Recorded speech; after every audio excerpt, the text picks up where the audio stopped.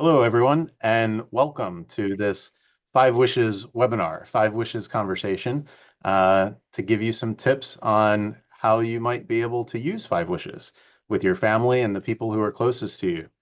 My name is Paul Malley. I'm president of Aging with Dignity. And Aging with Dignity is the national nonprofit organization that created the Five Wishes Advanced Care Planning Program a little over 25 years ago. And in that time, Five Wishes has become the most widely used advanced directive in America, with more than 43 million documents in circulation, and thankfully partnering with tens of thousands of organizations over the years that have provided Five Wishes to the people they serve: healthcare providers, places of worship, employers. It runs the gamut. So I'm glad you're here. As we're gathering together for this live discussion on April 2nd, right at the beginning of April, not April Fool's Day, the day after. Um, we are doing this as a repeat from something that Aging with Dignity and Five Wishes offered last year because it was so well received. And that is that April 16th is known for the past 18 years as National Healthcare Decisions Day. So throughout the whole month of April, there are a lot of activities planned around the country from many of our partner organizations, especially healthcare providers, hospices, physician practices, health systems, churches, you name it, that do community outreach with Five Wishes throughout the month of April in particular because of the connection to National Healthcare Decisions Day. Now, if you notice, I mentioned that it's April 16th, that is National Healthcare Decisions Day. It's the day after tax day. And the impetus there was that famous quote attributed to Ben Franklin: there is nothing certain except death and taxes. So the idea is once you've completed your tax forms, then the day after that, you can make sure you've completed your advance directive. And if you are one of those organizations that promote Five Wishes in connection with National Healthcare Decisions Day, you might have these nifty NHDD, National Healthcare Decisions Day stickers or buttons that you use with your staff. Or if you're out and about, you might see some of our partner organizations that have tables in shopping centers or lobbies in hospitals on that day. If you need any of these and you don't have them yet, it's not too late. You can get them on our website, fivewishes.org/NHDD, fivewishes.org/NHDD. Those are free resources for any organization or group that is promoting Five Wishes in connection with NHDD. So my guess is that you are here because you likely received an invitation from us because either you purchased Five Wishes for yourself or your family, or you received Five Wishes, maybe from a healthcare provider or another community organization, or maybe somebody forwarded the email to you. You might be here and you have no idea what this is about. Uh, I'm going to fill in the blanks for you. And whether you're listening today or if you're listening to a recording, this webinar will be available throughout the whole month of April. So if you listen to it and it's helpful to you and you think, man, I wish my husband or my wife or my kids were listening to this, we're going to send you an email with a link that you can share with them throughout the whole month of April. So you can invite people to join you if you find this valuable. The whole emphasis and what we're going to talk about in these next 40 minutes or so, and then after that, I'm going to answer your questions that you can submit at any time using the Q&A function at the bottom of your screen. We'll get to those toward the end of the presentation. We're going to talk about just the practical tips, kind of user tricks that I've picked up along the way. I've been part of Aging with Dignity and Five Wishes now for over 25 years. My heart attached to the mission of this work, of the focus on dignified care for people who are seriously ill and helping families take good care of one another. At first, because of my experience as a kid with my grandparents. More recently, I've lived that experience with my parents.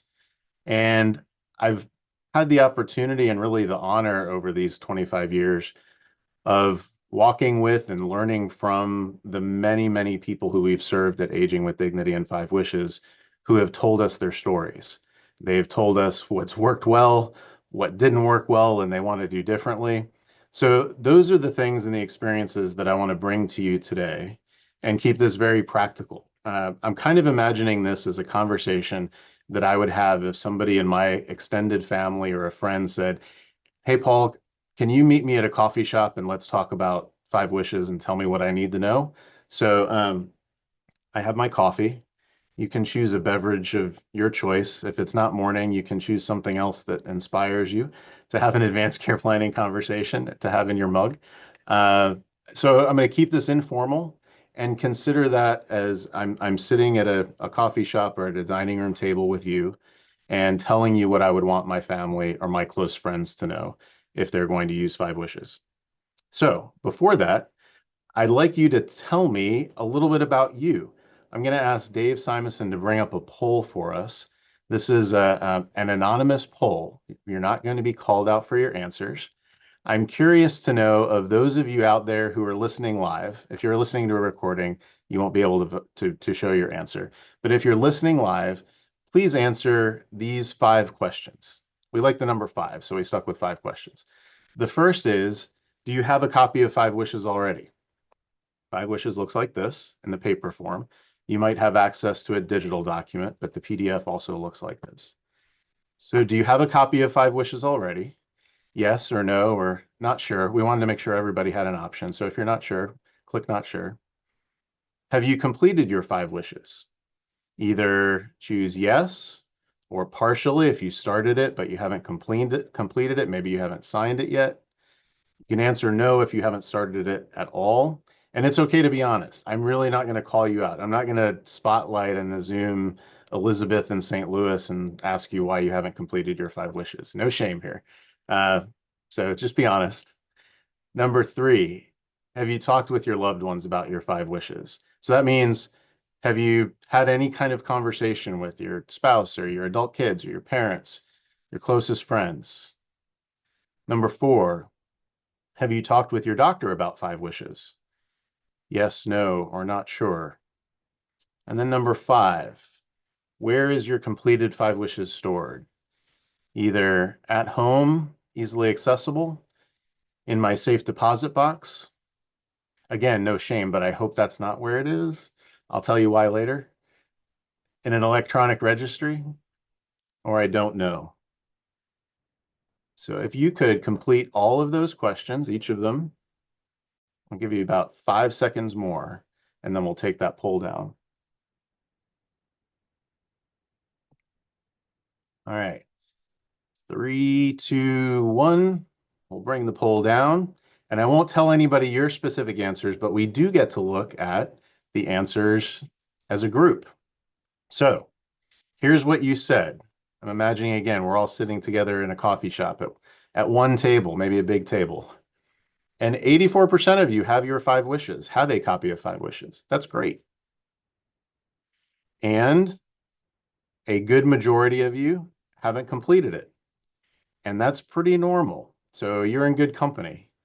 It's it's a common thing to have taken that first step and then have it and then hold on to it for a little bit. So it's great that you're here because we'll talk about how you can do that and how you can use it best.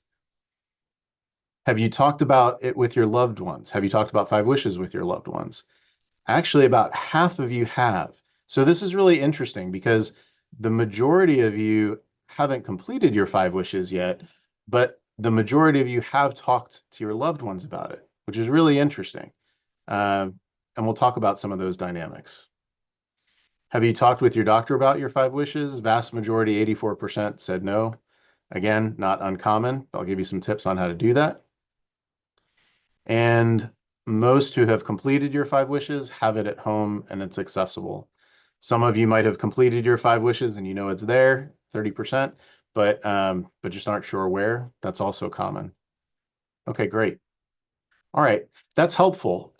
It helps me to know what your makeup is and what you might be interested in. And I hope it also helps you to see you're not alone. You're in good company with those who are here and the rest of the world too, because most people haven't completed any sort of advanced directive, even though it's helpful for all adults. So with that, I'm going to jump right into to digging in to the most important things that I think are helpful for you to know as you think about using five wishes for yourself and sharing it with the people who are close to you, and maybe sharing it in your community too, with your coworkers or the people at your church or just your extended friends. So first, what is advanced care planning? Why is it important? So what? Why should we care about this? So advanced care planning, the helpful benefit of it is that it helps you and your loved ones get the care at the end of life that matches what matters most to you. That's important. That's one of the things that I think inherently we all want to do for each other is to provide the care that is right and best for each other. Advanced care planning helps us to do that. It helps to make sure that for you personally, that you don't receive any unwanted medical treatments at the end of life, and that you do receive the medical treatments that you do want. That's important because for too long, and there were too many other advanced directive documents that were out there, especially the early generations from the 1980s when advanced directives started to become popular and widely used. Many of those original forms were written in medical and legal jargon. Most other forms are still today. But many of those original forms didn't give people any choices to make. They were pre-written transactional documents that you just signed at the bottom. And the perception was that you only completed a living will or an advanced directive if you wanted to say no to life support treatment. So that was the misperception that was out there at that time.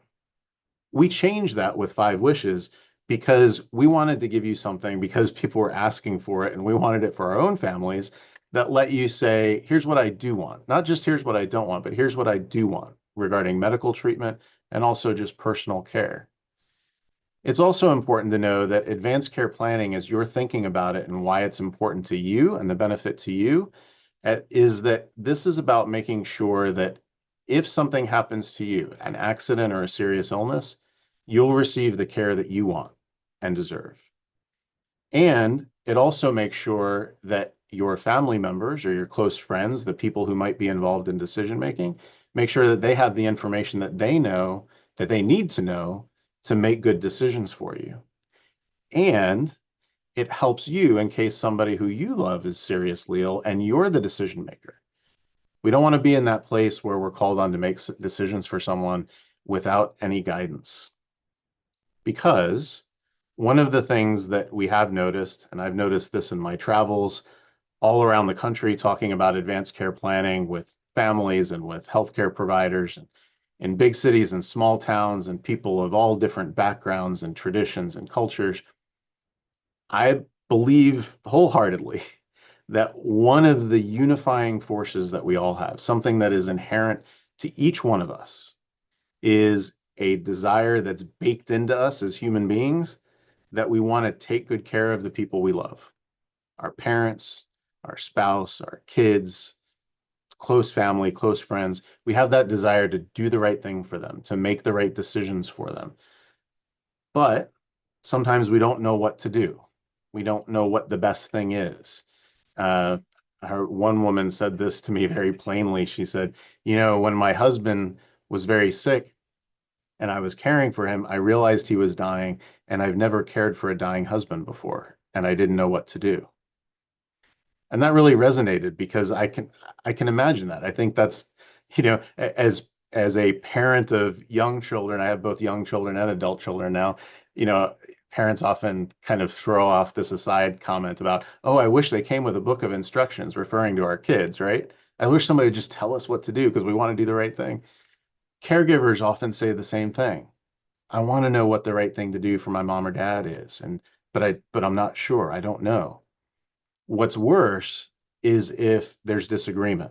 And I've seen this too many times. We've received the phone calls from people who call and ask us for five wishes because they say they just went through a difficult and terrible experience in their own family, where oftentimes it's a mom or dad who didn't leave any kind of advance directive record, and then their adult children, siblings, disagree on what to do for mom or dad and can get into some terrible disagreements, and families can be torn apart, maybe irreparably.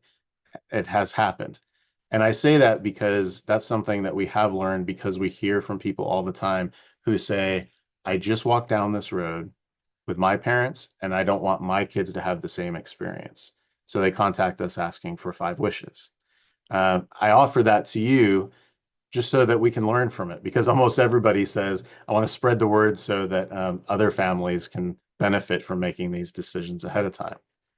Because what we know now, what I can pass on to you, is that most people, about 70% of us, as people approach the end of life, their last days, are not able to make their own medical decisions.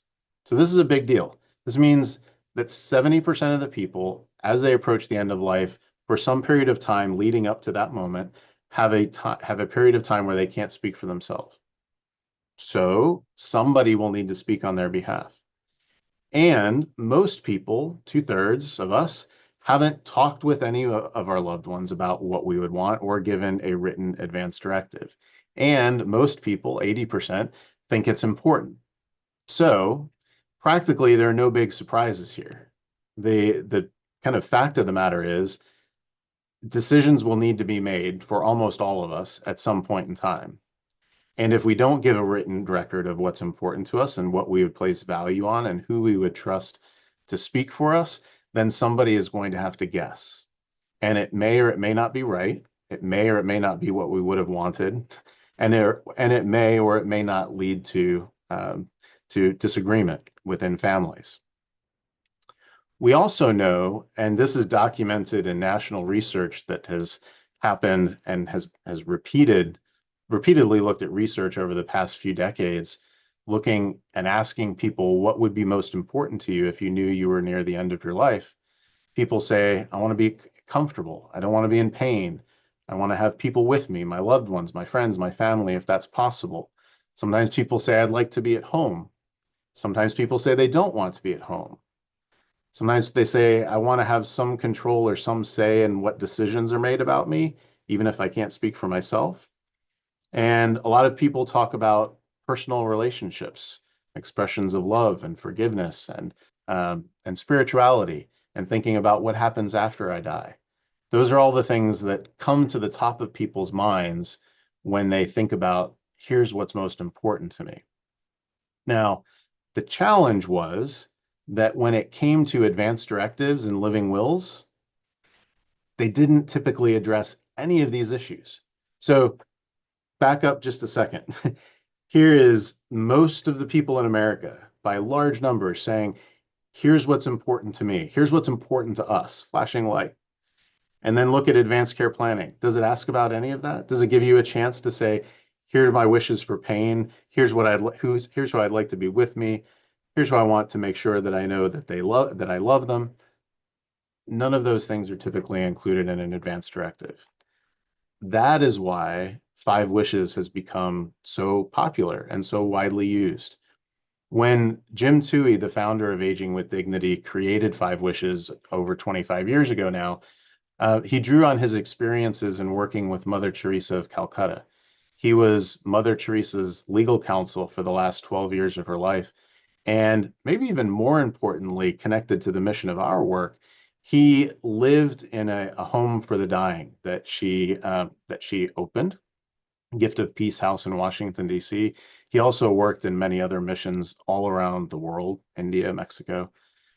And he was at the bedside with people as they approached the end of life.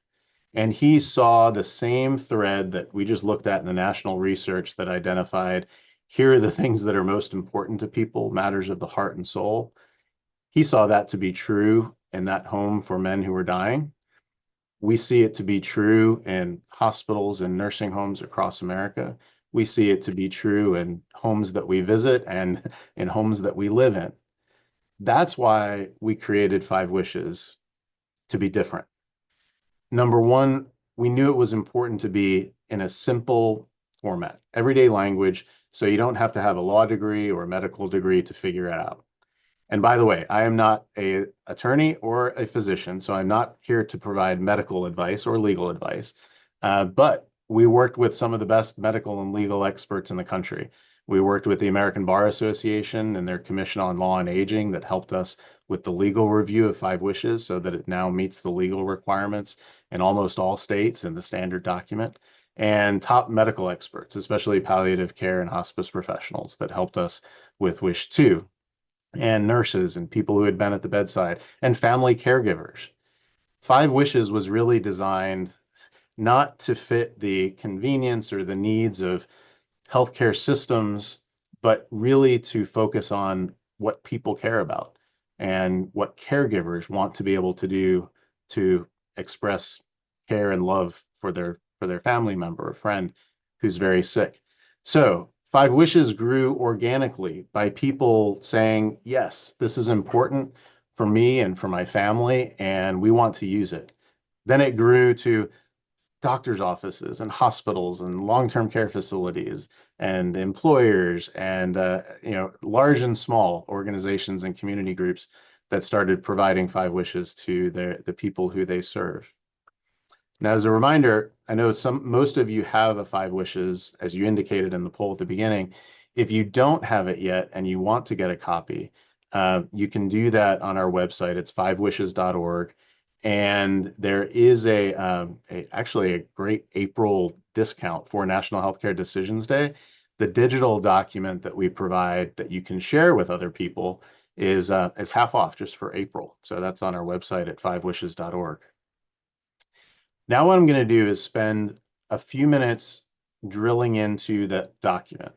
So as you consider filling it out for yourself, and as you consider talking about it with your family, if you're filling it out maybe with your spouse and thinking about talking about it with your adult kids, if you're filling it out on your own and thinking about bringing it to your doctor the next time you go in for a visit, I'll give you a few things to think about under each wish as you go through the pages, whether you're using either the paper version or the digital. So before we drill down into that, a high-level look at Five Wishes, what it offers. The five wishes, there are actually five of them.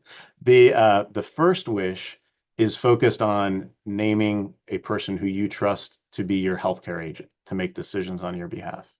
And the second focuses on the types of medical treatment and life support treatment that you'd want or not want in certain situations near the end of life. Those are the two kind of most important pieces of information for your healthcare team that need to be in your medical record because it tells them who to contact, who you trust to make decisions, what your guidance is regarding life support treatment. Then wishes 3, 4, and 5 get into more of your personal care preferences about your physical comfort. If somebody wants to help you to be comfortable, it lets you say, here's what I would like, here's what I don't want. Wish 4 gets into how you want people to treat you, who you'd like to have with you, who you don't want to have with you. Wish 5 focuses on things that you might want your loved ones to know or your healthcare providers to know. So more connected to relationships and also faith and spirituality. So those are the big umbrellas. Now we'll drill into each of them. Wish 1, as I mentioned, this is similar to what is legally referred to as a durable power of attorney for healthcare, sometimes called a healthcare agent.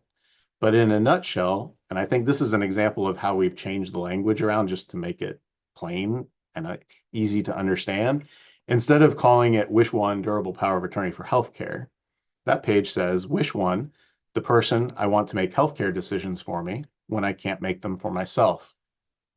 There are 2 pages that are part of Wish 1, and they're facing each other if you're using the booklet format.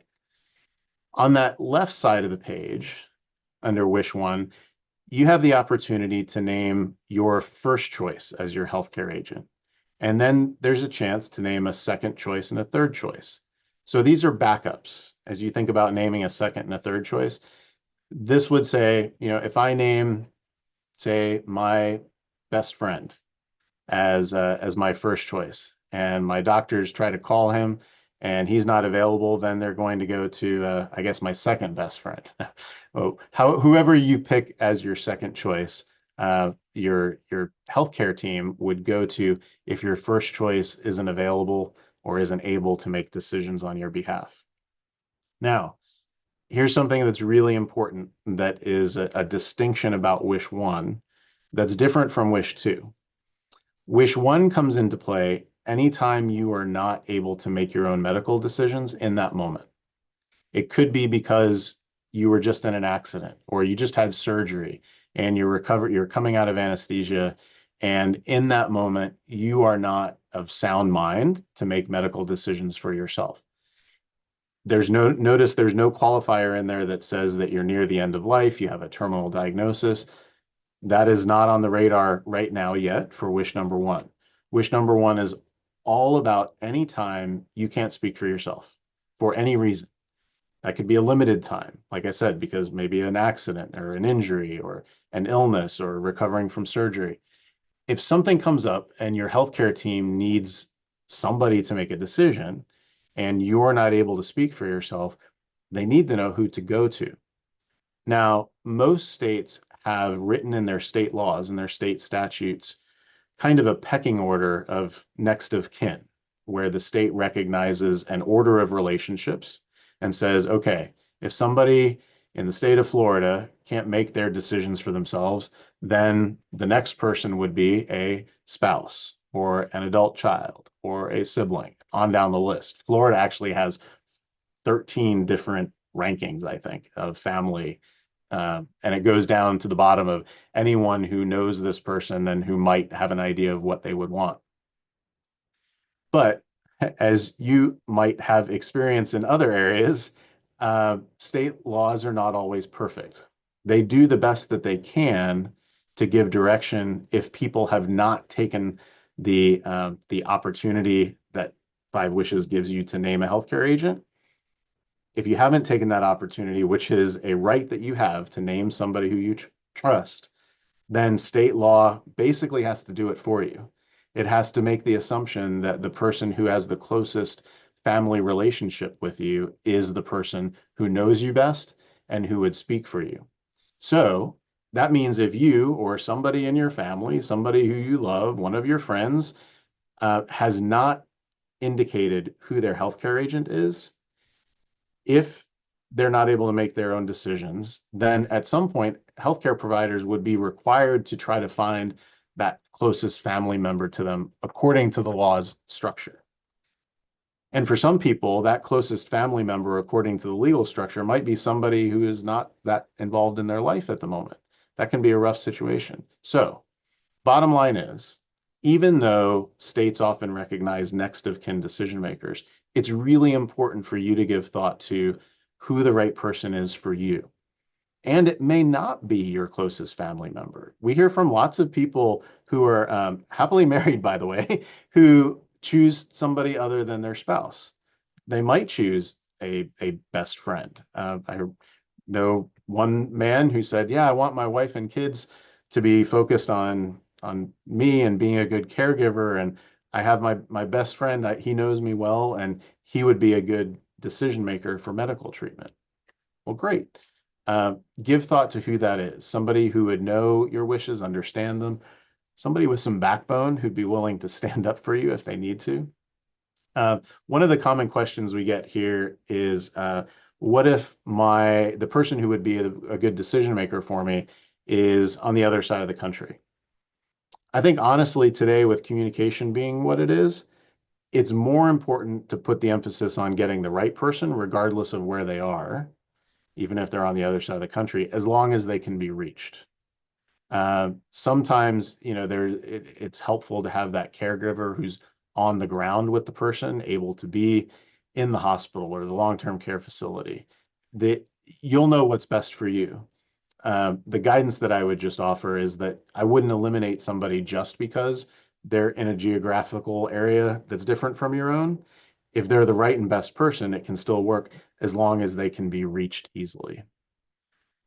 On the right side of the page on wish number one, there are different powers that the healthcare agent has to make decisions about your medical treatment, who's providing your care, what information they're getting. If there's anything that you see there that you don't want, you can just cross it out.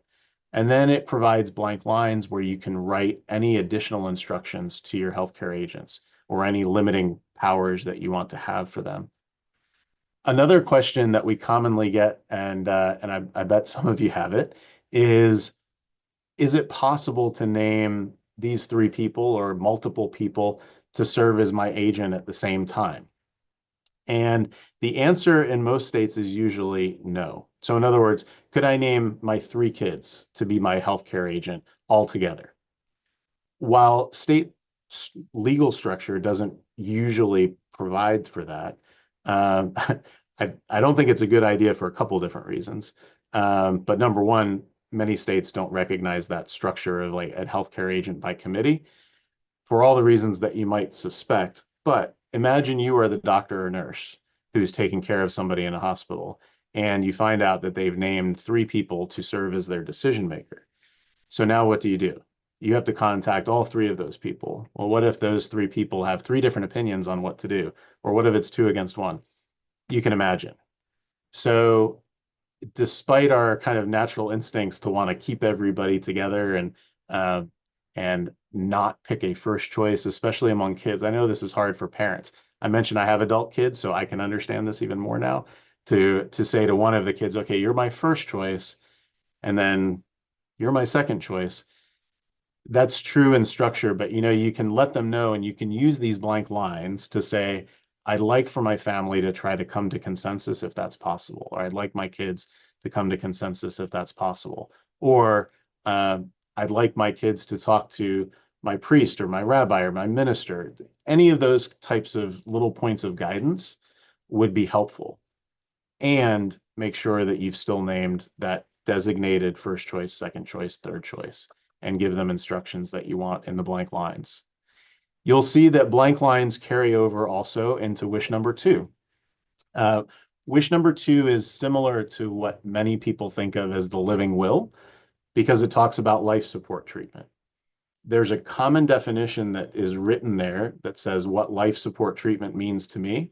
That was provided to us by the legal experts and the medical experts of all the types of life support treatment that can be considered life support treatment in the scenarios described on the right side of the page. The blank lines there are also important because it gives you the prompt that you can use those blank lines if you'd like to limit the meaning of life support treatment or further define it or describe it or put anything into your own words. Sometimes people might have specific thoughts about nutrition and hydration or feeding tubes and how they want decisions to be made about those treatments. This would be the place for you to specify that in those blank lines. It also has an important box that says, in case of an emergency.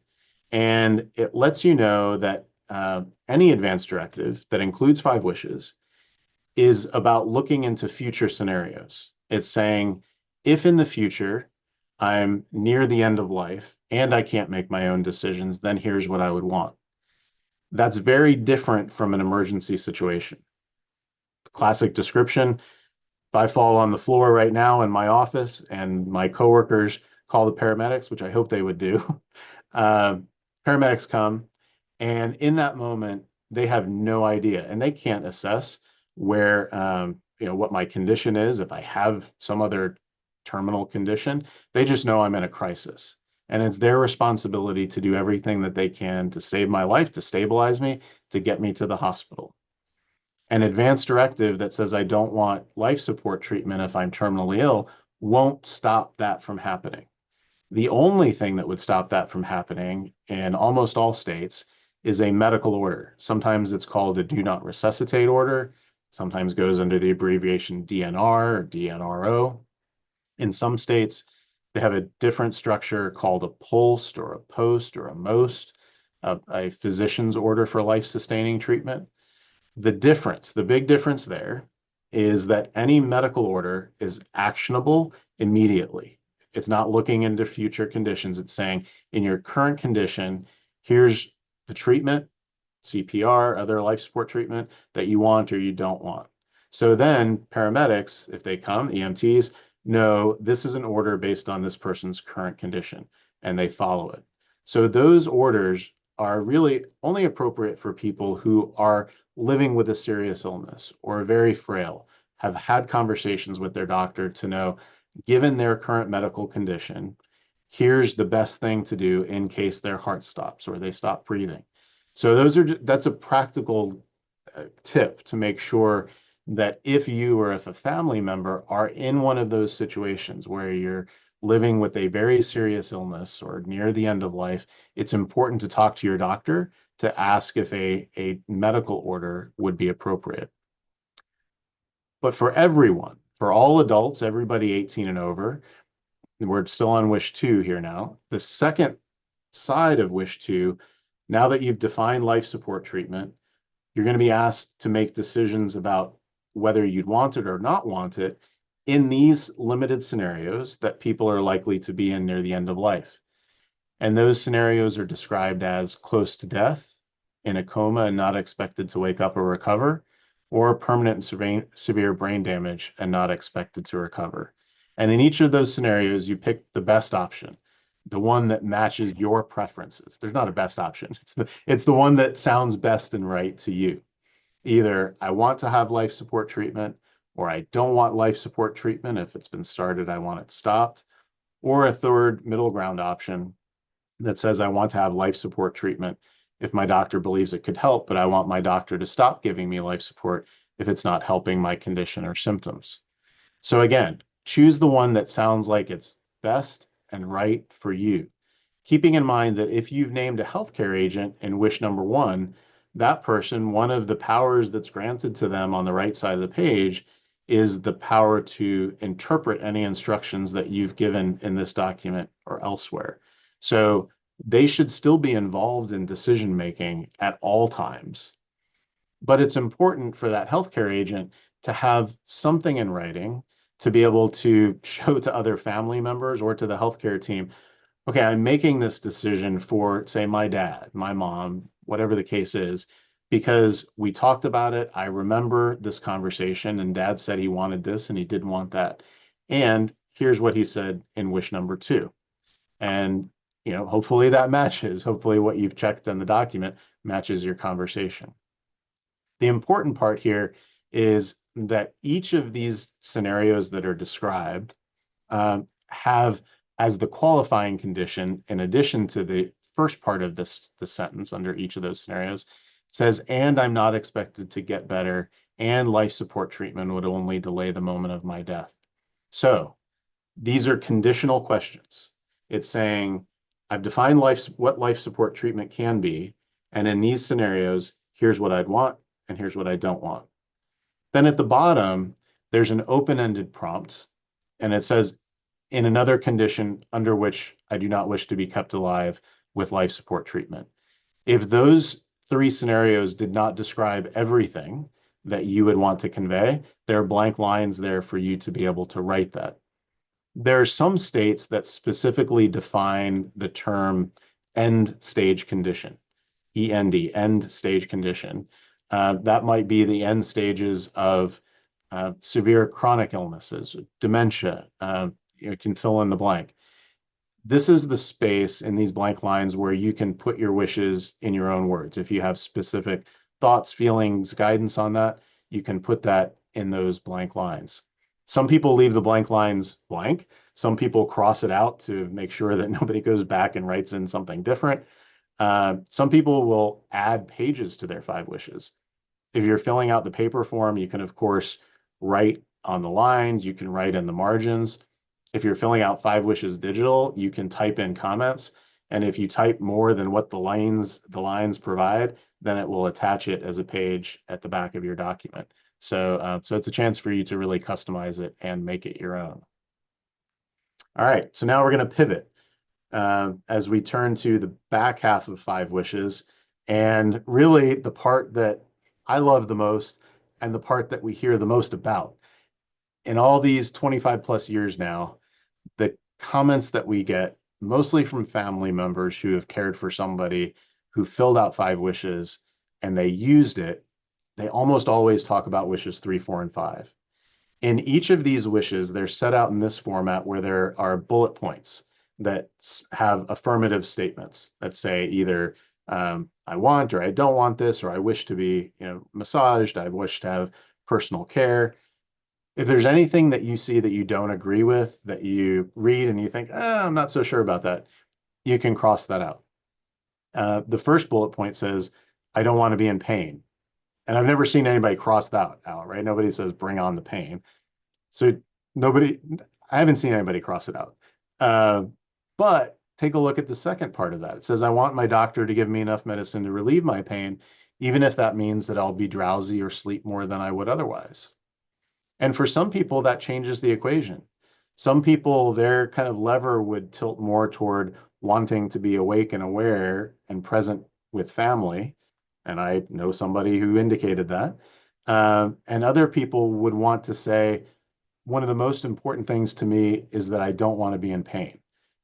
Please help to make sure that that doesn't happen.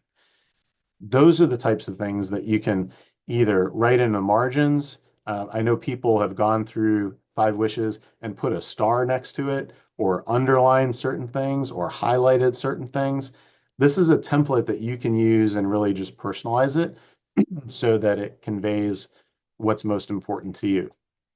Um, and some of these things, when you're looking at it as you're just filling out a document, and I remember when I first looked at it, um, you know, I, I've seen people kind of laugh at this one that says, I wish to be massaged with warm oils as often as I can be.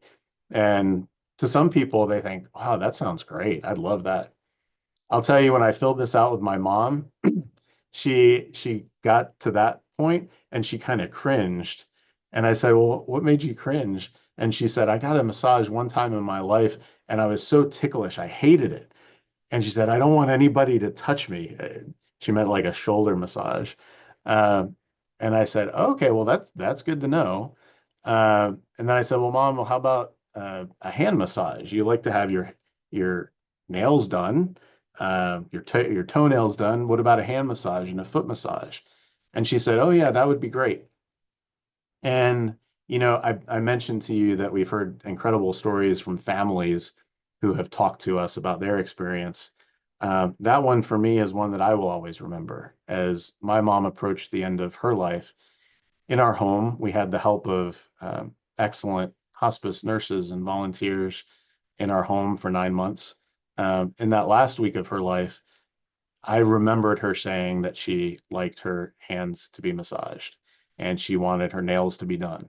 And, God bless my mom. She was a mother of three sons, and we are not the best nail polish painters.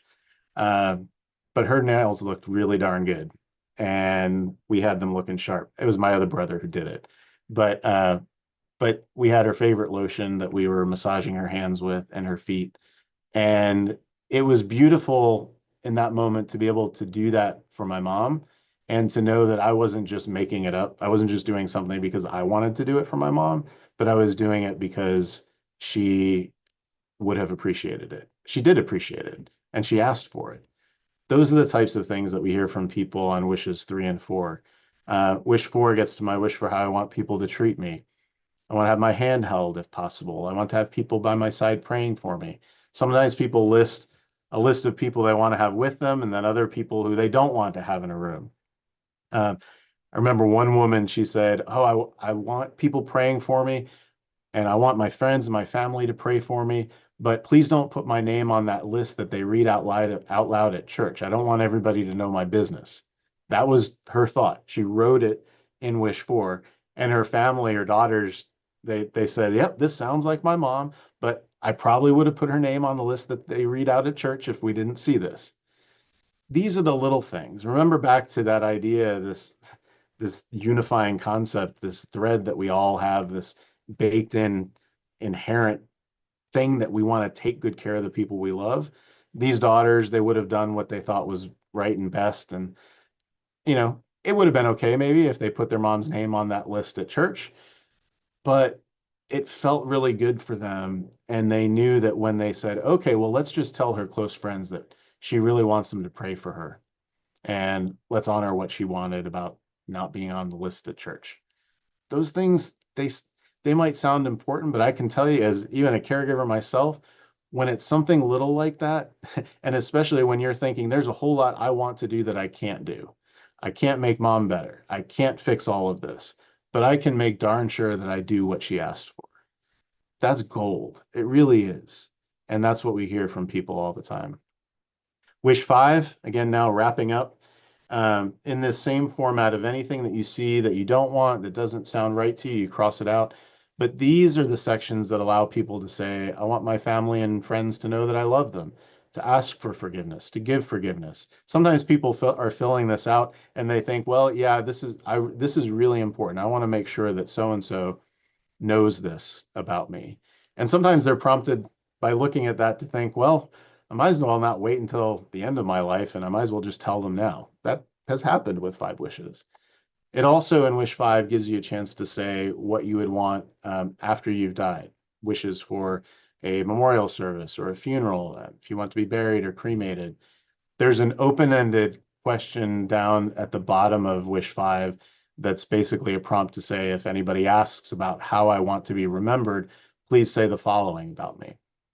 And and this is really a pretty intensely beautiful section too, because some people really give thought to this. Some people don't fill it in; they leave it blank. Other people might write a few words. My mom, I know, wrote a few words on that line. And I remember just sitting there looking at it after she had passed away and thought, man, like I can imagine her giving thought to this. And she picked these words, she wrote them down. And yeah, it actually matches how I remember her. That's significant. Now, if you choose to write more than a few words, you can do that. You can attach pages to your five wishes, but we also want to keep it simple for you. Speaking of keeping it simple, and as we bring this in for a landing here before we look at your questions, as you get to the back of five wishes, the biggest guidance that I have for you is follow the directions that are on the signature page. Wait to sign it until you're in the presence of two witnesses. It needs to be witnessed by two people. I'm going to print your name, read that statement carefully. And when your witnesses are signing the document, they should be there with you when you sign it because they're saying, I saw this person sign it. They are who they say they are, and they were of sound mind when they signed it. That's all they are attesting. They don't have to look through your five wishes. You don't have to tell them about your five wishes, what you've decided. There's a list of people there who shouldn't be your witness. Like it shouldn't be anybody who you named in Wish 1 as your healthcare agent, or any of your family members, or your healthcare providers, or somebody with an interest in your estate. All that's there. So follow the directions. Uh, but the witness does not need to look through your whole document. The only thing they're attesting is that you are who you say you are and you're of sound mind. And that's when they witness the document. Now, when you're done with the document, you're not quite done. The other important things that you need to make sure you do is don't keep it a secret. You don't want to fill out five wishes and just tuck it in a file somewhere and forget about it. You want to tell the people who are important to you, the people who might be involved in your decision making, tell them that you've completed five wishes and where you can find it. Make sure to tell your healthcare agents in wish number one, your primary care doctor, bring it to your next visit, bring a copy, give it to your doctor, say, please put this in my medical record. It can be scanned, it can be included in your medical record so that there's an electronic copy. I also made sure that for my own family, I have a scanned copy of their completed five wishes, and it's a PDF. I emailed it to myself when my mom was in and out of the hospital. I had a PDF that was on my phone that I could just forward to any social worker or admissions officer who needed it. Make sure that you don't put it in a safe deposit box. A lot of people have done this. I mean, not many, fewer people have a safe deposit box these days, but I would say just equally important, don't put it behind lock and key. Don't put it in a safe in your house that nobody has access to.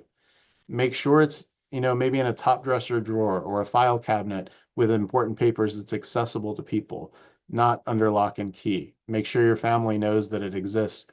A really great thing that you can do, we have a partnership with an electronic a digital registry called My Directives, mydirectives.com. If you're using a paper version of Five Wishes, you can actually upload a PDF that you copy or scanned to My Directives, and it's available to healthcare providers around the country. If you're using Five Wishes Digital, that's already built in. So if you choose to fill it out and sign it in that platform, then it's saved there. You get a wallet card just like you get with Five Wishes that you can carry with you. So lastly, as I finish this up and then open it up for your questions. Uh, my request, if this is helpful to you, please help us spread the word. Here at Aging with Dignity and Five Wishes, as I mentioned, this has grown organically to reach tens of millions of people in the past 25 years because of people like you who use it with your family and then think, I think my coworkers could benefit from this, or I think the people at church or my Rotary or whatever organization could benefit from it. Please bring it to them. National Healthcare Decisions Day, as I mentioned, is April 16th. So this is kind of a good excuse. You can say, it's the day after tax day, National Healthcare Decisions Day. This is a good time to talk about it. Remember that you'll receive an email from Five Wishes that has a link to this recording of this webinar that will only be available through April. We have a few things that are just connected with NHDD that are only available through April, like these buttons and stickers too. Remember, if it's the beginning of April and you still need them, you can go to fivewishes.org/NHDD and get more buttons and stickers if you're promoting Five Wishes surrounding National Healthcare Decisions Day. And then lastly, I would encourage you to go to our website, fivewishes.org, and there are a couple of things there that are new and that are limited just in April. Number one, as I mentioned, Five Wishes Digital, the digital use of Five Wishes, is actually the price is slashed in half, 50%. What used to be $15 is now $7.50 for an individual use of Five Wishes. $7.50, just to be clear. And what's also new is that we have a 20-minute instructional video that tells the basics of what you need to know about Five Wishes. It's ideal for a family gathering, a book club presentation, you name it, 20 minutes. It's a YouTube video. It's available for free. It's on our homepage, fivewishes.org, and you can use it. That will continue to be available beyond April. So if you miss this chance in April, you can still find that on our website after the month of April. So with that, I am going to stop sharing my screen and take a pause. And I'm going to turn to Dave Simonson, who's our VP of Operations. He's been running the webinar behind the scenes. He's been answering some of your questions, I know, directly, but also he has some that he's pulled out that are relevant for the whole group. So Dave, can I turn it to you to toss a few questions to us? Absolutely, Paul. Let you catch your breath and take a sip of your water. We've gotten a lot of questions, and I've tried to answer as many as I can. Please send more questions, and any that we don't get to, we'll do our best to respond to you directly by email. Um, Paul, let's start out with a question that a lot of people asked, which is about POLST and MOLST. So these are physician orders for life-sustaining treatment. What's the difference between POLST and Five Wishes, and how do they relate to each other? Yeah, so it's common to get this question, and we talked a little bit about it, but I'll return to it because it is so commonly misunderstood. Uh, and the acronyms sometimes get tossed out, like you mentioned, POLST and DNR and MOST and MOLST. All of these fall under the headline of medical order. So the couple of points of distinction and how you'll know the difference. Number one, if it's a medical order, it's signed by your doctor or a healthcare provider. There are different regulations in different states. Your doctor does not have to sign your Five Wishes or any advance directive because it's not a medical order. Any advance directive, like Five Wishes, that's looking into the future, this is your directive. It's your instruction. It's your order for yourself. So it's signed by you and witnessed by people who say that you are who you say you are. A medical order will always have the signature of a healthcare provider. And it's an order that's based on your current condition. You can imagine, if you go to your doctor and you need an MRI, you're going to get an order, right? And you take that to radiology, you get your MRI. That's the order. It's actionable. It says, this is the doctor's order based on this patient's current condition. You're not going to walk into your doctor's office and say, one day I might need an MRI. Could you give me an order for that today, please? They'll say, well, no, you don't need it today. So you don't need an order for an MRI. Now, each of those is an order because it's actionable, signed by a doctor. If you have a terminal illness, a very serious illness, or you are expected to be near the end of life, certainly a patient who might be enrolled in hospice care would be appropriate for a medical order related to CPR, resuscitation, or life support treatment. That's where DNRs, POLST, or MOST, or MOLSTs come in.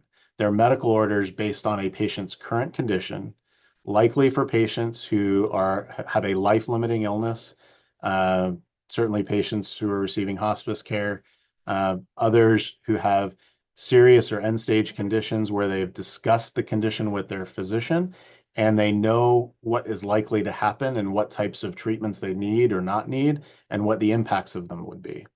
So bottom line, the difference is a medical order is signed by a doctor and it's actionable based on current condition instead of like an advanced directive that's looking into the future and saying, if these things happen, then this is what I would want. And those are state specific. So if you have questions about that, it's good to talk with your doctor about it because it would be based on your current condition. Or if you're thinking about, say, your parents, it's important to talk about that with their physician. Paul, we have some people who are watching from outside the United States, and other people who are frequent travelers. Is Five Wishes recognized outside of the US? And what should people do if they're abroad? Good questions. So most important thing is after distributing 43 million Five Wishes, we are not aware of one instance anywhere where the document was denied because somebody said this is the wrong format. So even in states that have some specific requirements, it's still likely to be honored because all healthcare providers know that they want to follow the wishes of the patient as they're expressed. There are 4 states, Texas, Ohio, Kansas, and New Hampshire, that have some specific state requirements. So that if you're using your Five Wishes in paper format in those states, you would want to combine it with the state form for a healthcare power of attorney from that state and put those two things together. If you're using Five Wishes digital, it actually combines that required state language in the document that you have to make it easy for you. But all other 46 states, as it's indicated on the front cover of Five Wishes when you open it up, the standard Five Wishes satisfies all the legal requirements. Now, if you're traveling and you are in a state that has a different form, it and as long as your Five Wishes was valid when and where you filled it out, it should be honored in that state. Almost all the states have reciprocity agreements. So if you used a form that was valid when and where you filled it out, it would almost always be honored and followed. And the same is true in an international setting. We worked with very large employers who have employees from the United States, US residents working in all parts of the world. Especially now that Five Wishes is available in 33 languages, it's distributed around the world. Now, every country doesn't have the same, it really has different legal structure or maybe no legal structure at all when it comes to healthcare decision making and rules of authority about healthcare decision making. So while we can't say, yes, it would be backed up by legal structure in other countries internationally, I'd rely more on medical practice and the general consensus that physicians would want to honor the expressed preferences of the patient. So if something is written down in writing, it's signed, it's witnessed, that's pretty clear evidence of what the patient would have wanted. I think the biggest vulnerability, just based on what we've seen, is family members, especially, who may not know that you've completed a document or that you've given instruction and then who have different ideas about what you would have wanted. So I just say that to emphasize the importance of think of this like a two-winged bird. You want to have the documentation down in Five Wishes, have it in writing, and have it meet all the legal requirements with the signature and the witness, and you want to make sure you've talked about it. When you do those things, you've really you've given all the ingredients that are needed to make sure that decisions that are made about you will be made based on what's important to you and in accordance with the document that you've written. Paul, this is your 30-second lightning round. Um, what happens if somebody doesn't have anyone to name as a healthcare agent, or they're worried that their family or their friends wouldn't honor their wishes, but they want to make sure that there aren't any heroic measures taken or that their wishes are followed? What should they do? Yep. Common question. And you don't have to have a healthcare agent. You don't have to name somebody and wish one. And if you choose that, you can actually cross it out to indicate that you don't want to name someone as a healthcare agent. Then becomes very important that you complete wish two and give specific guidance and even write that in your wish two section that you want these wishes to be followed. And it also increases the importance that you give that completed document to your physician and make sure it's in your medical record. Because as you can imagine, if you are choosing not to name a healthcare agent and you want to fill out five wishes, then it's really important that you don't just fill it out and stuff the document in a drawer somewhere.